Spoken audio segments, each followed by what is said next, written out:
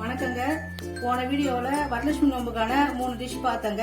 இப்போ இன்னைக்கு நான் 3 டிஷ் பண்ண போறேங்க. அது என்னன்னா கொண்டக்கடலை சுண்டல் பண்ண போறேன், பூர்ண கொழுக்கட்டை பண்ண போறேங்க, உளுந்து வடை பண்ண போறேன். இப்போ நம்ம முதல்ல பார்க்க போறது கொண்டக்கடலை சுண்டல் பண்றது எப்படின்னு பார்க்கலாங்க. இது வந்து சுண்டலுக்கான கடலைங்க. கொண்டக்கடலை வந்து நான் நேற்று நைட்டு ஊற வச்சுட்டேங்க. இப்போ 3 விசில் வாங்கிட்டு பாருங்க, நல்லா வெந்துருச்சுங்க. இதில் நான் உப்பு போட்டு வேக வச்சுட்டேன். இதுக்கான பொருட்கள்லாம் இதாங்க.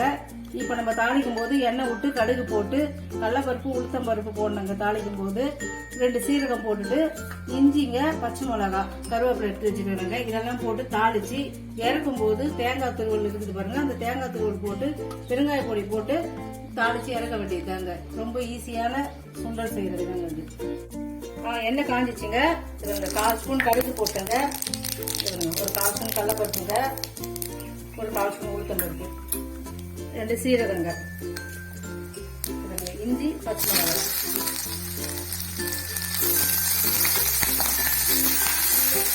நம்ம என்ன கொஞ்சம் தாங்க பண்றோம், அதனால கொஞ்சம் கொஞ்சம் போட்டா போடுங்க. நம்ம நிறைய போடும்போது தான் நம்ம நிறைய போடணுங்க. இந்த சுண்டலுக்கு இவ்வளவு போடும்.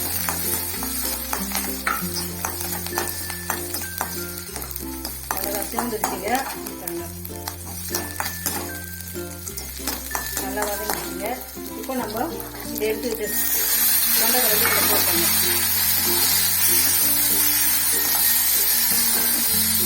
நம்ம எப்பவுமே நெய்வேதியம்னா இந்த மாதிரி சுண்டல் பண்ணா ரொம்ப நல்லதுங்க. அதுவும் இப்போ வரலட்சுமி நோம்புக்காக இந்த சுண்டலை வச்சு நீங்க நெய்வேதியம் பண்ணலாம். அது கூட வச்சீங்கன்னா நல்லது. துருவி வச்சு தேங்காய் போட்டு பாருங்க. இதை போட்டு கொஞ்சம் நல்லா அப்படியே எல்லாம் ஒன்றா சேர்ற மாதிரி கலரி விடுங்க.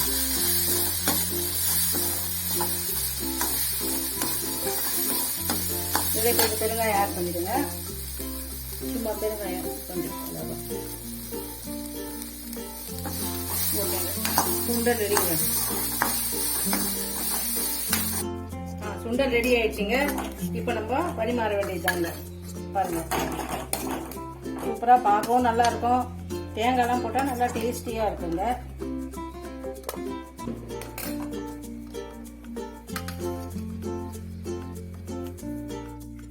இது வந்து அடுத்து பூர்ண கொழுக்கட்டை பண்ண போறேங்க. அதுக்கான எல்லா பொருட்களையும் இங்க வச்சிருக்கேங்க. இது வந்து பச்சரிசிங்க. பச்சரிசி நான் 2 மணி நேரம் நல்லா ஊற போட்டு மிக்சியில வந்து தண்ணி ஊத்தி நல்லா மழமழன்னு தோசைக்கு மாதிரி அரைச்சிக்கிறேங்க. அந்த மழமழன்னு இருக்கிற மாவை நீங்க வந்து 2 ஸ்பூன் நெய் விட்டு வானல்ல போட்டு கலர்னீங்கன்னா இந்த மாதிரி இந்த பதத்துக்கு வந்துடுங்க. நம்ம கொழுக்கட்டை பிடிக்கிறதுக்கு இது இந்த அளவுக்கு வந்துடும். அது மாவு ரெடி. இதுக்கான வெல்லங்க. இதெல்லாம் 1/2 கப் வெல்லம் எடுத்துருக்குறேங்க. இது வந்து 2 ஸ்பூன் நெய்ங்க. பாகு காசும் போது அந்த நெய் ஊற்றணும். 1/2 மூடி தேங்காய் எடுத்து வச்சு துருவி வச்சுருக்குறேங்க. 3 ஏலக்காய் போட்டு நம்ம அதில் கலந்துக்கிறோங்க. தேங்காய் தூள் கலந்து பூர்ணம் வைக்கும்போது அதில் ஒரு 3 ஏலக்காய் போட்டு கலந்தீங்கன்னா இதை உள்ள கொழுக்கட்டை பண்ண வேண்டியதுதான். இங்க பாருங்க, நம்ம எடுத்து வச்சிருந்த அந்த 3/4 கப் வெல்லத்தை இதில் போட்டங்க. நல்லா வடிகட்டிட்டேங்க. மண்ணெல்லாம் இல்லாமல் எல்லாத்தையும் வடிகட்டி கொதிக்க வைக்கிறேங்க. இப்போ இது வந்து நல்லா திக்கா பாகு பதம் மாதிரி வருங்க. அப்போதான் நம்ம வந்து தேங்காய் இதில் ஆட் பண்ணி கலரணுங்க. இந்த பாருங்க, நல்லா கொதிக்கிட்டு பாருங்க. ஆட் பண்ணுங்க. கரெக்டாக வந்துச்சுங்க. பாகு பதத்துக்கு வந்துச்சு பாருங்க. இப்போ நம்ம துருவின தேங்காயை அதில் ஆட் பண்ண பாருங்க.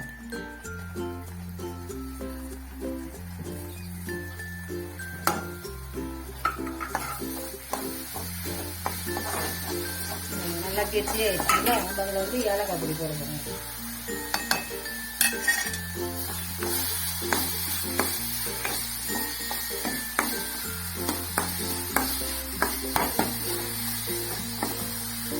இப்போ வந்து அதில் கொஞ்சம் நெய் போடுறேங்க. அப்போதான் ஒட்டாம அது நல்லா பதம் கரெக்டாக இருக்கும். வாசமாவும் நல்லா இருக்குங்க. நெய் வாசனையாக இருக்குங்க.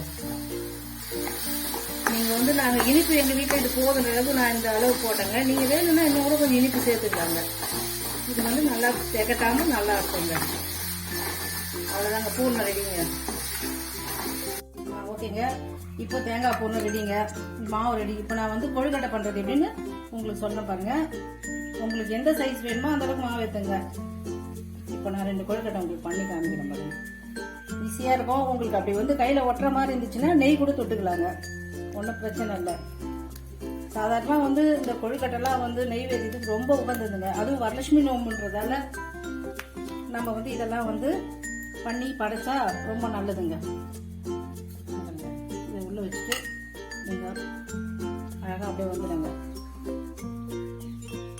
குழந்தைங்களும் நல்லா சாப்பிடுவாங்க இந்த மாதிரி பண்ணி கொடுத்தீங்கன்னா.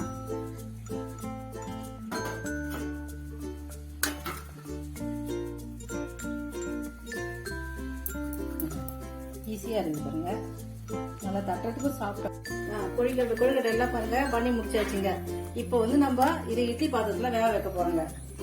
இது வந்து ஒரு கரெக்டா ஒரு 10 நிமிஷத்துல இருந்து 1/4 மணி நேரத்துல வெந்துருங்க. ஒண்ணு மேல ஒண்ணு ஒட்டாம வைக்கணுங்க. அப்பதான் வந்து எடுக்கும் போது எதுவும் ஒட்டாம இருக்கும். இது பாருங்க, நீங்க நிறைய பண்ணணும்னா ஆவி வந்ததுக்கு அப்புறம் தாங்க கொஞ்சம் கொஞ்சமா வைக்கணும்.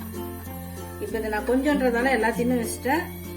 இப்ப நீங்க நிறைய பண்ணும்போது எது மேலேயும் ஒட்டாம பாருங்க.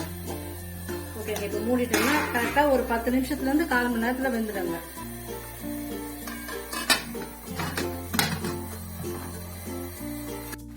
ஓகேங்க, இப்போ நம்ம கொழுக்கட்டை ரெடியா பார்க்கலாங்க. வெந்துருச்சுங்க. ஓகே, சூப்பரா வெந்துருச்சுங்க. பாருங்க, கலர் மாறிச்சு பாருங்க. அதை பார்க்கும்போதே உங்களுக்கு தெரியும் கலர் சூப்பரா மாறிச்சுங்க. ஆனா எடுக்கும்போது கொஞ்சம் சூடா இருக்குங்க. நம்ம அடுப்பு ஆஃப் பண்ணி வச்சு ஒட்டவே இல்லை பாருங்க.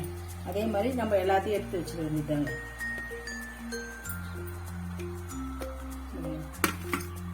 நல்லா வெந்து கலர் மாறி இருந்து சாஃப்டா இருந்து பாருங்க.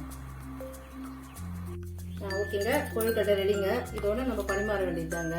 நீங்க வீட்டுல செஞ்சு இத மாதிரி பண்ணுங்க, நல்லா சூப்பரா இருக்கும். நீங்களும் செஞ்சு சாப்பிட்டு பாருங்க. இதுக்கப்புறங்க இதை நம்ம வடை பண்ண போறோங்க. உளுந்து மாவு அரைச்சி ரெடியா எடுத்து வச்சிருக்கேங்க. இது வந்து நான் ஒரு 3 மணி நேரம் உளுத்தம்பருப்பு ஊற வச்சு நல்லா கிரைண்டர்ல அரைச்சிருக்கிறேங்க. அப்பதான் வந்து வடை நல்லா சாஃப்டா இருக்குங்க. அதனால நம்ம அதை மாதிரி இதை எடுத்து வச்சுங்க. மிக்சியில எல்லாம் அரைச்சா இந்த அளவுக்கு மாவு வந்து நல்லா பசப்புன்னு வராதுங்க. இது வந்து வடையும் நிறைய வந்து ஆகும். அதனால நீங்க கிரைண்டர்ல யூஸ் பண்ணா நல்லா இருக்குங்க. இப்ப நம்ம வடை போடுறாங்க. எண்ணெய் காஞ்சிச்சுங்க. இப்ப நம்ம வடை போட வேண்டியதாங்க. தண்ணி கொஞ்சம் தொட்டு போட்டீங்கன்னா கையில ஒட்டாம இருக்குங்க மாவு. அதனால நீங்க கையில அப்படி கொஞ்சம் தண்ணி லைட்டா தொட்டுக்குங்க. இப்ப வந்து ஒரு பண்டிகை வந்தாலே முதல்ல வந்து நம்ம உளுந்த வடை ரொம்ப முக்கியங்க. அதுவும் இப்ப நம்ம வரலட்சுமி நோம்புக்கான எல்லா டிஷ்ஷுமே வந்து ரொம்ப நல்லது. இப்ப வரலட்சுமி நோம்புன்றது எல்லா வீட்லயும் செஞ்சா ரொம்ப நல்ல விஷயங்க. அது வீட்டுல வந்து லட்சுமி கடாட்சமா இருக்கும், ஐஸ்வர்யம் பெருகும். நம்ம வந்து ஒரு சுமங்கலிங்க வந்து அந்த வீட்டுல செஞ்சோம்னா வீடே வந்து சுபிட்சமா நல்லா இருக்குங்க. நம்ம அன்னைக்கு செய்ய அன்னைக்கு நம்ம வந்து வீட்டுக்கு சுமங்கலி பெண்களை கூப்பிட்டு மஞ்சள் குங்குமம் கொடுத்து அவங்க வந்து அவங்களுக்கும் வந்து நல்ல ஒரு மன நிறைவோட இருக்கும், நமக்கும் வந்து நல்ல மன நிறைவு கிடைக்குங்க. அதனால கண்டிப்பா வந்து இத பாக்குறவங்க நீங்களும் வந்து வரலட்சுமி நோம்பு செய்யலாங்க. இது வந்து நம்ம பழக்கம் இல்ல, எப்படி செய்யறதுல யோசிக்காதீங்க. நம்ம வீட்டுல செஞ்சா ரொம்ப நல்லதுங்க. நம்ம வீட்டுக்கு நமக்கும் வந்து ரொம்ப நல்ல விஷயங்க இது. பாருங்க, நாங்க வந்து எங்க வீட்லயும் பண்ணுவோங்க வரலட்சுமி நோம்பு. நீங்க அதையும் பாருங்க. நாங்க அடுத்த வீடியோல அதை போடுவோம். நீங்க அதையும் வந்து கண்டிப்பா பாக்கணுங்க. ஓகேங்க, வடை ரெடிங்க. அவ்வளவுதான், எல்லாம் வெந்துச்சுங்க. கொதி அடங்கிச்சுனாலே எல்லாமே வந்து வெந்துச்சு. அவ்வளவுதான். இப்ப நம்ம வந்து இது நல்லா கிரைண்டர்ல அரைச்சதால எப்படி இருக்கு பாருங்க. வடை வந்து ரொம்ப சாஃப்டா இருக்கும், நல்லா பார்க்கறதுக்கு அதே ரொம்ப பசங்க இருந்தாங்க. உளுந்து வடை உடம்புக்கு குழந்தைங்களுக்கு நல்லதுங்க. ஓகேங்க, இப்போ நம்ம போன வீடியோல புளி சாதம், நெய்யப்பம், பருப்பு பாயசம் பார்த்தங்க. இப்போ இந்த வீடியோல பாருங்க கொழுக்கட்டைங்க, உளுந்து வடைங்க, கொண்டக்கடலை சுண்டல் 3 ரெடியா இருக்குதுங்க. இப்போ இது எல்லாத்தையும் நான் ரெடி பண்ணிட்டேங்க. இது எல்லாம் வரலட்சுமி நோம்புக்காக பண்றதுங்க. நீங்க வந்து அடுத்த வீடியோல எங்க வீட்டுல வரலட்சுமி நோம்பு பண்ண போறங்க. அந்த வீடியோவை நீங்க பாருங்க. இதெல்லாம் நீங்களும் வந்து உங்க வீட்டுல செஞ்சு வரலட்சுமி நோம்புக்கு ட்ரை பண்ணி பாருங்க.